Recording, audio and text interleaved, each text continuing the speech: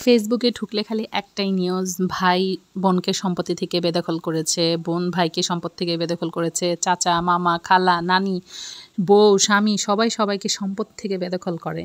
আমাকে কেউ আমার রান্নাঘর থেকে বেদখল করলে আমি ভাই এত খুশি হইতাম, আমি জীবনে আর কোনো দিন আমি রাঁধতে যাইতাম না।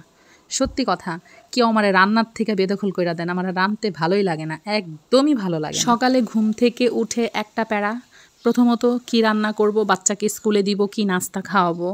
তারপরে দ্বিতীয় প্যারা, বাচ্চাকে কি টিফিন দিয়ে দিব, বাহিরের খাবার প্রতিদিন খাওয়ানো যাবে না, মানে অনেক রকমের চিন্তা ভাবনা শেষ করে এখন এই চিন্তা থেকে বাঁচতে পারি আমরা একটা কারণে, একদিন যদি আমরা একটু প্যারা নেই, একদিন প্যারা নিয়ে যদি আমরা বিভিন্ন টাইপের একটু নাস্তা বানিয়ে রাখি টিফিন দেওয়ার জন্য, তাহলে কিন্তু আমাদের অনেক বেশি ইজি হয়ে যায়।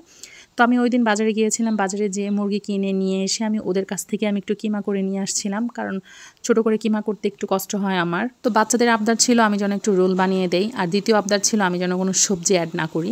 তো চিন্তা করলাম সবজি দিব না, ঠিক আছে, কিন্তু একটু আলু দিই, আলুটা বাচ্চারা পছন্দ করে। তো আমি এখানে একটু আলু ঝুরি করে চিকেন কিমার সাথে অ্যাড করে দিয়েছিলাম। সিম্পলভাবেই রান্না করেছি, এখানে তেমন কোনো কিছুই দেই নাই, হালকা একদম মশলা, আমার বাচ্চারা একটু ঝাল পছন্দ করে। তো এখানে আমি কাঁচামরিচের পাশাপাশি একটু গুঁড়ামরিচটা অ্যাড করেছি।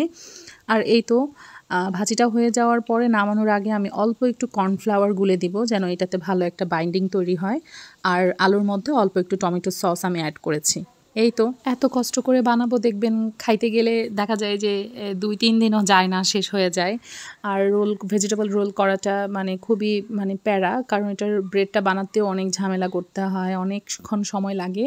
তো আমি রুটিটা বানিয়ে রেখে আমি চলে গিয়েছিলাম মেয়েকে কোচিং থেকে নেওয়ার জন্য। তো বাসায় আসার পরে আমি আমার ছেলে আমার মেয়ে আমরা সবাই মিলে বসে থেকে কিন্তু আমরা রোলটা বানিয়েছি। আমি যখনই বাসায় কোনো কিছু বানাই, নাস্তা হোক বা বাচ্চাদের কোনো টিফিন হোক বা এমনিতে রান্না বান্না হোক, আমার সাথে কিন্তু আমার ছেলে মেয়ে ওরা কিন্তু সবাই আমাকে হেল্প করে, আমার কিন্তু কোনো কিছু একা করতে হয় না।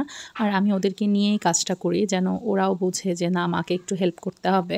আর রোলটা বানানোর সময় আসলে ওইভাবে কোনো ভিডিও করা হয় নাই।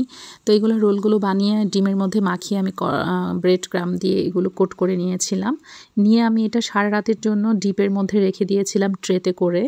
আর ট্রেতে করে ডিপে রেখে দিলে হবে কি, একটু হার্ড হয়ে যাবে, আপনি যখন জিপারে ভরবেন তখন কিন্তু চ্যাপটা লেগে যাবে না। আপনি কিন্তু আপনার ভাঁজ অনুযায়ী বা আপনার ফ্রিজের জায়গা অনুযায়ী আপনি জিনিসগুলো কিন্তু সেট করে রাখতে পারবেন। আর আমরা যদি ফ্রোজেন করে না করে যদি আমরা কোনো পলিতে বা জিপারে ভরে রাখি, তাহলে কিন্তু আমাদের এটা চ্যাপটা হয়ে যাবে। যেহেতু অনেক বক্সে করে রাখলে অনেক জায়গার প্রয়োজন হয় ফ্রিজে, এজন্য আমি জিপারের মধ্যে ভরে এগুলা রোলগুলো প্যাকেট করে নিয়েছিলাম। নিয়ে সুন্দর করে কিন্তু একটা কর্নারে ডিপে আমি স্টোর করে নিয়েছি।